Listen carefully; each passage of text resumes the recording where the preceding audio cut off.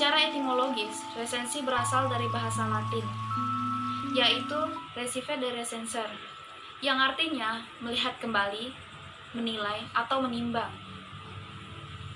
Resensi adalah tulisan dalam bentuk sederhana untuk mengungkapkan isi secara ringkas, mengulas, serta memberikan penilaian terhadap suatu tulisan. Dalam hal ini, kekurangan maupun kelebihan dari buku yang dimiliki seseorang yang membacanya akan merasa terpersuasif setelah membacanya. Resensi. Apa tujuan menulis resensi? Itu ada menurut Samad Daniel. Ada 4 tujuan menulis resensi. 1. Memberikan informasi atau pemahaman yang komprehensif tentang apa yang tampak dan terungkap dalam sebuah buku. Yang kedua, mengajak pembaca untuk memikirkan, merenungkan, dan mendiskusikan lebih jauh fenomena atau problem yang muncul dalam sebuah buku.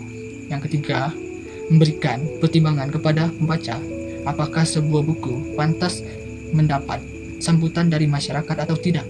Yang keempat, menjawab pertanyaan yang timbul jika seorang melihat buku yang baru terbit seperti siapa pengarangnya, mengapa ia menulis buku itu, bagaimana hubungannya dengan buku-buku sejenis karya pengarang yang sama, dan bagaimana hubungannya dengan buku sejenis karya pengarang lain.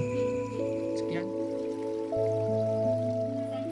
Berdasarkan sudut pandang Saryono, resensi dibagi menjadi 2. Yang pertama ada resensi berdasarkan media atau forum sajinya. Contohnya ada resensi ilmiah dan resensi ilmiah populer. Yang kedua ada resensi berdasarkan isi. Nah, yang berdasarkan isi ini digolongkan lagi menjadi 3 bagian, yaitu resensi informatif. Resensi ini hanya berisi tentang hal-hal suatu buku. Yang kedua ada resensi evaluatif. Resensi ini lebih banyak menyajikan penilaian presensian tentang isi buku atau hal-hal yang berkaitan tentang buku. Yang ketiga ada resensi informatif dan evaluatif. Resensi ini merupakan perpaduan dari 2 jenis resensi yang pertama dan kedua tadi, yaitu resensi informatif dan resensi evaluatif. Nah, dari ketiga resensi itu, resensi yang ketigalah yang paling ideal karena dapat memberikan laporan dan pertimbangan secara memadai. Syarat resensi adalah objek kajian dalam resensi buku. Isdriani mengemukakan bahwa pokok-pokok yang dapat dijadikan sasaran penilaian sebuah buku atau karya adalah sebagai berikut. Yang pertama itu latar belakang, jenis buku, dan keunggulan buku. Latar belakang itu mencakupi apa tema, apa isinya secara ringkas, penerbit, jumlah halaman, formatnya, dan lain-lain sebagainya. Dan yang kedua adalah jenis buku, seperti buku filsafat, ilmu pengetahuan, serta komik, politik, ekonomi, dan lainnya. Sementara keunggulan buku mengemukakan segi-segi menarik dari buku tersebut.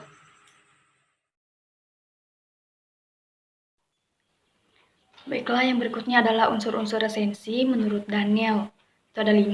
Yang pertama judul resensi, yang kedua data buku, yang ketiga pembuatan pendahuluan, yang keempat tubuh atau pernyataan resensi buku, yang kelima bagian akhir resensi. Yang pertama itu judul resensi, itu maksudnya adalah resensi harus menggambarkan isi resensi, apakah menarik atau tidak untuk dibaca. Yang kedua itu data buku, berisi judul buku, pengarang, tahun terbit, penerbitnya, beserta cetakannya, dan juga tebal buku tersebut. Yang ketiga pembuatan pendahuluan, itu di mana kita harus memperhatikan siapa pengarangnya, mengungkapkan kritik terhadap kelemahan buku tersebut, dan lain-lain.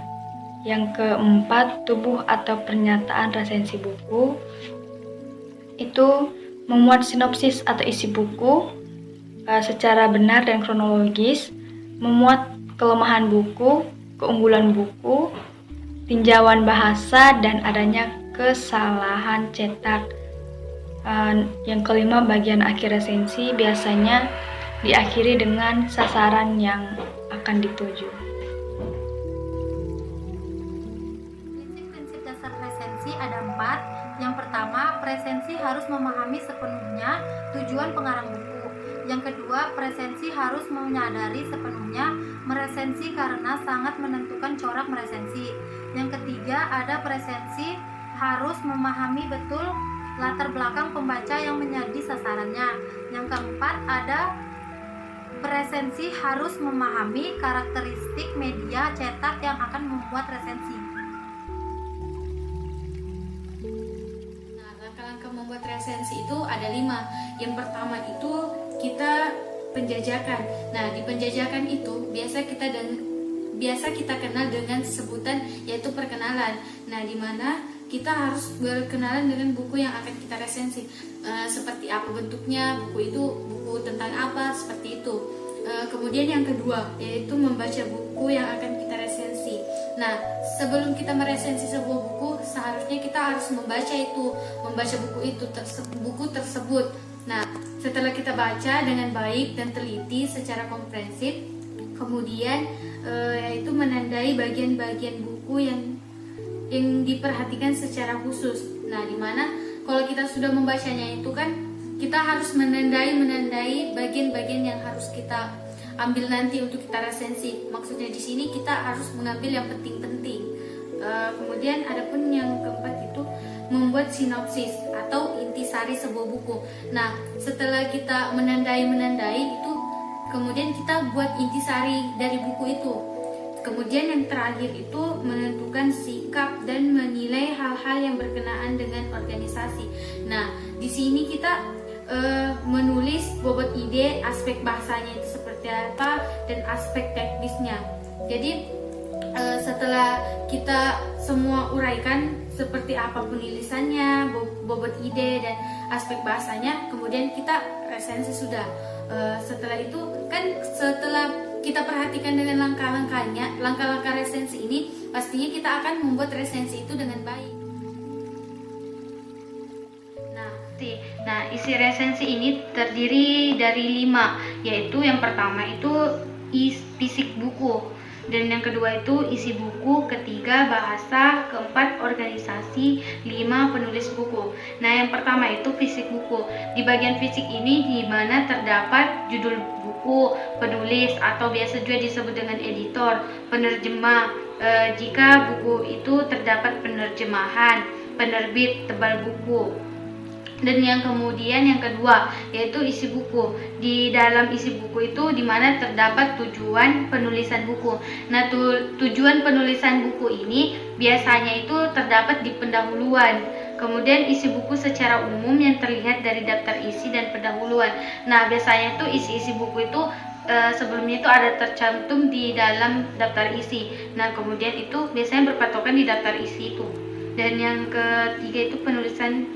ketiga itu ada bahasa buku yang diulas karena berhubungan dengan pemahaman terhadap isi buku.